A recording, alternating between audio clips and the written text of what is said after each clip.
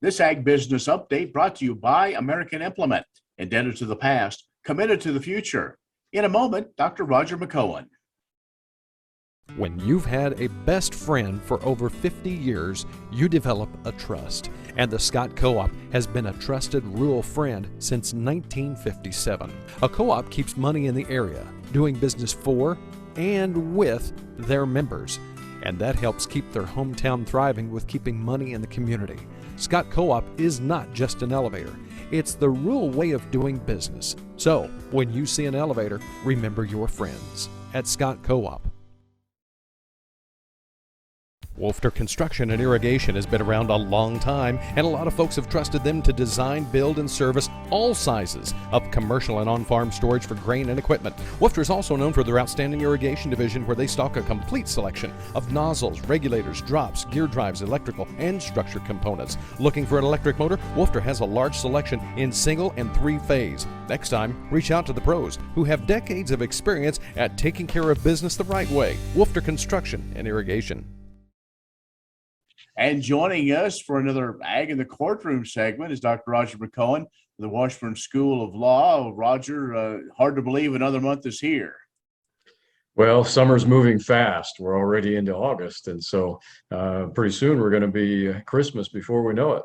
Boy, it is. There's a lot to cover before we get to that point. A couple of topics this month I think are very intriguing, and one is we're all, at least locally, kind of waiting to see how some of our neighbors to the north especially are dealing with livestock sales, having to sell their cattle and liquidate some of these animals because of the extreme drought we've been in, and there are some implications for doing that.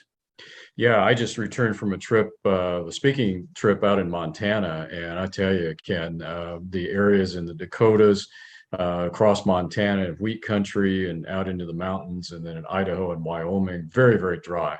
And a lot of distressed sales of livestock. There's just not pasture that's available for them. And so they had to sell more than they would usually sell in a normal year. And that brought to my mind some of the tax provisions that are out there in the code to provide relief to livestock producers in these situations. Because if you have to sell more livestock than you normally would in any given year, of course, you're going to have gain on that.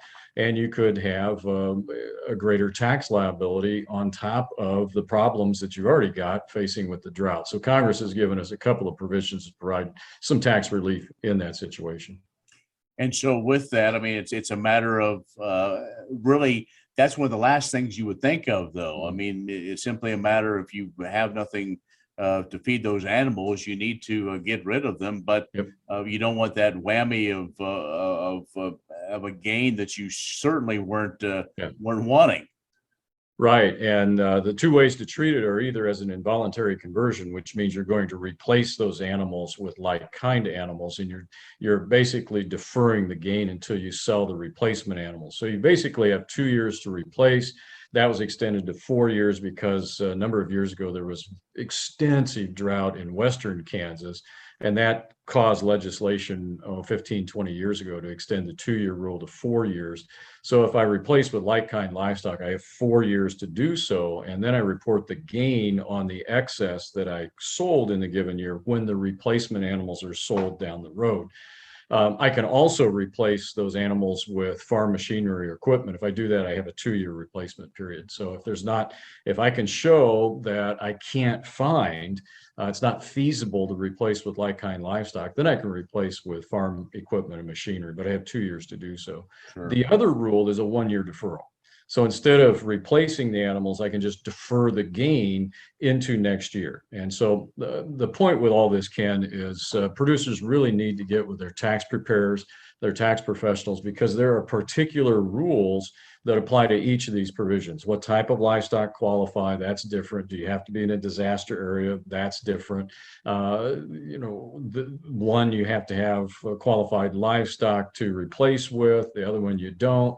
And so there's all types of requirements in the code that have to be required or have to be satisfied. But the point for us today is to remember there are a couple of rules there in the code that can provide relief in these times of drought or other weather-related conditions that cause the sale of more livestock than you were planning on selling. Dr. Roger McEowen from the Washburn School of Law is joining us. Let's take a break. We'll come back and we'll talk about what's the deal with California when we return. Would you like to see something done about high gas prices and low unemployment? Western Place Energy in Campus, Kansas is doing something about it. They're a proud part of Growth Energy, America's ethanol supporters, and they employ 38 people and will be adding more following the expansion.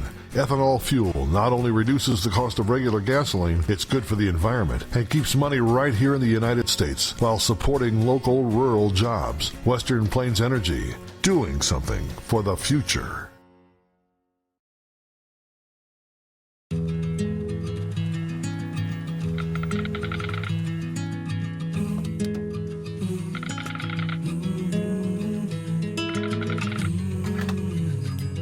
The cost of everything has gone up dramatically over the last 75 years. With one exception: keeping electricity affordable. Wheatland Electric, delivering energy for life, your Touchstone Energy Cooperative. I don't know if that's a good enough tease. So That's a good way to phrase it. yeah, Can't we just take a knife and just kind of cut them off and let them be their own country? I think if the election would have turned out differently, I think that may have happened by now. Trump may have done that. Just go be yourself. So hopefully I don't have a coughing fit. I think I'll be okay. All right. So we'll go another 3.5 minutes or so. Excuse me. All right. Part 2 in 3, 2, 1.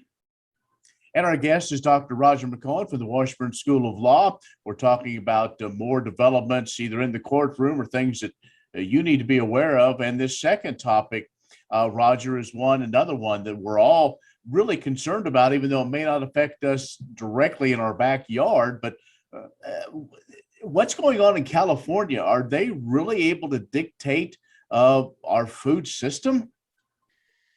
Well, the Ninth Circuit Court of Appeals says that they can, in an opinion that came down in late July. And here we are again, Ken. It's the U.S. Circuit Court of Appeals for the Ninth Circuit. No agricultural background by any of the judges on that court. And California the voters there enacted Proposition 12 back in 2018. And what that says is, in a nutshell, if you want to sell pork products or eggs into our state or numerous other types of agricultural products, you have to meet our specific regulations. Doesn't matter what your state says, doesn't matter what the federal government regulations are with respect to foodborne illnesses and health and safety risks. That's all heavily regulated anyway. No, you got to meet our arbitrary rules that we came up with because we think that we've got to be more protective of our people in California. So if you're producing, in this instance, pork in Iowa, you have to raise them in accordance with what we tell you. And what they're telling you, I call this the hokey pokey law. It's an easy way to remember this. You've got to be able to stand up, turn around, put your right leg in, your right leg out, and move all about. Well, in California, they said you can't raise pork in small cages, certain types of confinement situations. Got to let them move around. And in accordance with what California is saying, and if you don't do that, if you can't certify that, if you don't have the buildings built to their specifications in your state, you can't market or sell your products in California. What this gets us into from a legal standpoint is the Commerce Clause and something known as the Dormant Commerce Clause. And in a nutshell, what that really means is how far can a state go in regulating activities of other states, economic conduct in other states. And Ken, I really think that the attorneys for the farm groups that were challenging the law here made a strategic mistake. They tried for a facial per se violation. And when you do that kind of stuff, you're trying to hit a home run. And if you miss, you're out. They missed the ball. What the court said, that only applies when you have a statute that is regulating price specifically. All this indirect stuff, the court said, yeah, it's going to increase the cost of barns that the growers in Iowa and other states have to put up, or Kansas, wherever. It's probably going to double that cost, but that's just indirect. That's not a direct price regulation. So therefore, California is okay. They didn't violate the Constitution.